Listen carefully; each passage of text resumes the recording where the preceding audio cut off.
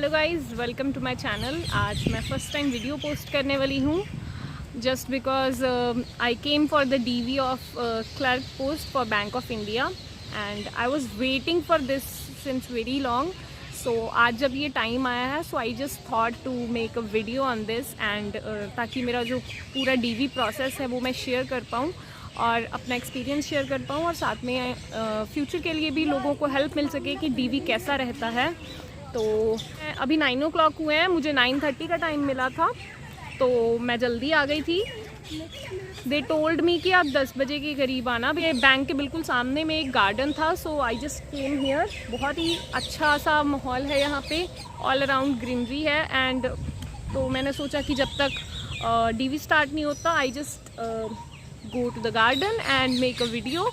And DV जो process है वो मेरा लुधियाना में है because I am basically from Punjab, तो मुझे लुधियाना जोन अलॉट हुआ था तो लुधियाना के जोनल ऑफिस में आज मेरा डीवी है।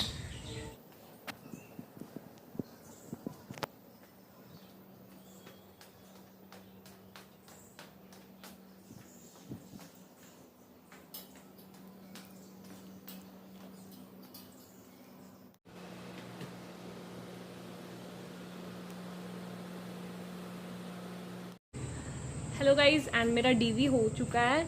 डॉक्यूमेंट्स को बहुत ज़्यादा टाइम लग चुका है, इस समय नियरली 1:30 हो गए, तो मतलब 9:30 से लेकर के 1:30, बट बीच में मैं एफिडेविट बनवाने के लिए चली गई थी and now I am going for the medical. यहाँ से मे बी 15 to 20 मिनट्स की ट्रैवलिंग है जो, तो वहाँ मुझे डॉक्टर के पास जाना है मेडिकल के लिए। डॉक्यूमेंट्स अच्छी तरह से हो गए हैं, बहुत ही अच्छे थे, मतलब वो सभी ब्रांच के जो लोग थे, HR वो team was very very good, बहुत नाइसली बात कर रहे थे। अगर कुछ भी पूछना था हमें तो मतलब वो सब चीज़ें बता रहे थे। और उन्होंने hello guys, my DV and medical of Bank of India clerk was done yesterday, but मैं बहुत ज़्यादा थक गई थी तो इसलिए I was not able to make a video about the medical procedure. तो मैं फिर से एक बारी ब्रीफ में सारा कुछ बता देती हूँ।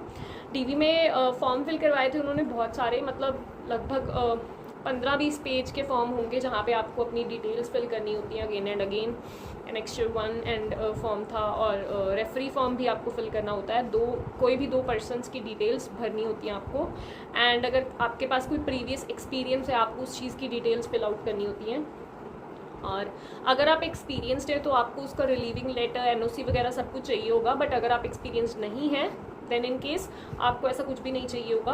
अगर आप प्राइवेट जॉब करते हैं कहीं पे भी और आपने मेंशन किया है उस चीज़ को एप्लीकेशन फॉर्म में, तो वहाँ से भी आपको NOC, एक्सपीरियंस लेटर या रिलीविंग लेटर कुछ ना कुछ चाहिए होगा।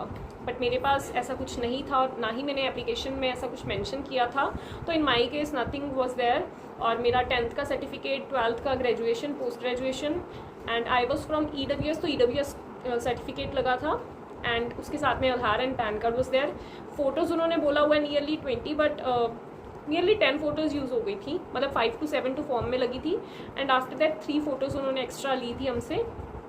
और एक मिस्टेक जो बहुत से बच्चों ने की थी वो ये थी कि एप्लीकेशन फॉर्म या फिर रिज़ल्ट का जो प्रिंट आउट होता है वो नहीं लेकर के गए थे, तो उस केस में वो बैंक वाले बोल रहे थे कि आप अभी प्रिंट आउट उसका निकलवा लीजिए। सो इट्स बेटर कि अगर आप अपना application form as well as जो अपना फाइनल रिजल्ट है उसका प्रिंट आउट अगर आप उसको लेकर जाइए तो बेटर है आपके लिए। एफिडेविट आपको बनवाना पड़ेगा, अगर आप बनवा लेंगे तो अच्छा है। अगर आप घर से अपने बनाकर लेकर जाते हैं तो it would be very great, but अगर इन केस आप घर से नहीं लेकर जा रहे हैं तो आप लेंगे कि अगर तो आप आज ही बनवा के दे सकते हैं तो आज ही दे दीजिए, अदरवाइज आप बाद में बनवा करके उसको कुरियर कर दीजिए। तो आपको जैसा भी कंफर्टेबल लगे। मैंने सेम डे पे ही बनवा लिया था। 100 का स्टैंप लगेगा एंड उसको एफिडेविट का फॉर्मेट भी आप बैंक से ले सकते हैं, अदरवाइज आप मेल वगैरह में आपको अगर आया है तो वो फॉर्मेट यूज़ कीजिए, अदरवाइज वो टेलीग्राम ग्रुप्स में मिल जाता है। So that format we have to use. Medical was done, तो ऐसा नहीं था कि बैंक में ही मेडिकल था, तो बैंक वालों ने हमें कहीं पे भेजा था, वो 15 to 20 मिनट्स के डिस्टेंस पे था। तो बैंक वालों ने एक गुप्ता हॉस्पिटल था एक लुधियाना में, तो वहाँ पे उन्होंने भेजा मेडिकल के लिए। तो ओवरऑल मेडिकल का 2100 लगा था। गुप्ता हॉस्पिटल में जो डॉक्टर थे उन्होंने ब्लड सैंपल लिए थे, वेट चेक किया था, हाइट चेक की थी और ब्लड प्रेशर और ऑक्सीमीटर, ये सब चीज़ें कॉमन जो चीज़ें हैं वो सब चेक की थी।